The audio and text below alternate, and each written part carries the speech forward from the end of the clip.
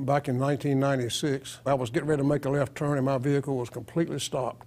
And I could see in the rearview mirror a car coming toward me real fast, and it didn't slow down, it just hit me. And he was doing about 40 miles an hour. His car wasn't hurt, and my car wasn't hurt, and I didn't feel anything. And so we shook hands and congratulated each other on not having any problems and left. Several months later, I started having pain in my neck, and it got worse. It was determined that I was going to have an operation.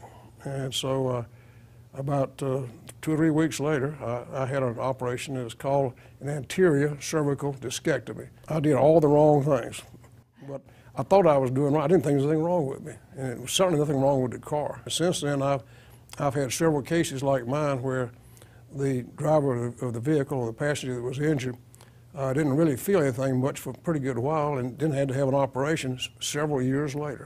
And I've collected in those cases. The fact that it's happened to me makes me understand how it could happen to somebody else. My name is Lawrence Egerton. I'm from Greensboro, North Carolina. I'm with the law firm of Egerton Associates. We've been practicing law, at least I have, since 1956. We limit our practice to cases involving injury. And that's car accidents, personal injury. We also handle workers' compensation. We handle medical malpractice, and we do Social Security disability.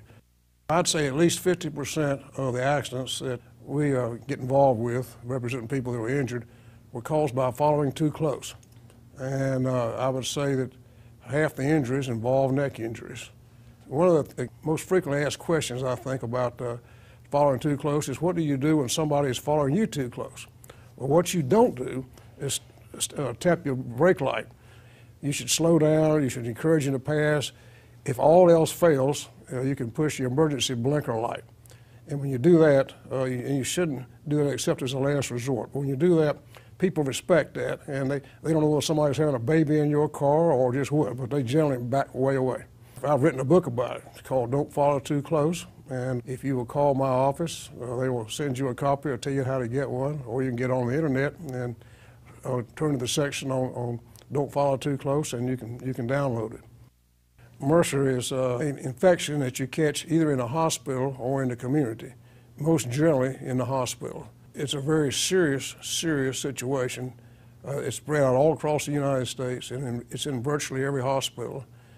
And it doesn't have to be. It is estimated that 100,000 people per year die because they catch mercer in the hospitals. Another 2 million people get it.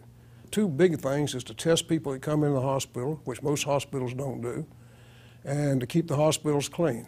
I have one case pending, and I'm trying to get other lawyers interested in bringing these cases because I think that's the only way that the hospitals are going to really do anything about it. As far as I know, I'm the only lawyer that actively plays a harmonica around clients. But when we started advertising on television, I played it on television a time or two, and people seemed to like it, at least some people.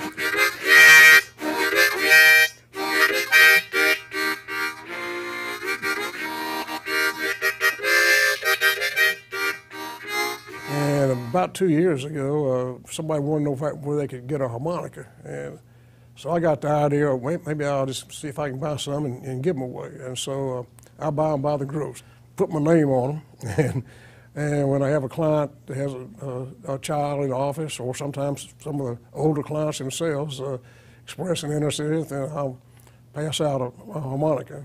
I don't know what I'd do if I retired, because I'm doing what I like to do right now.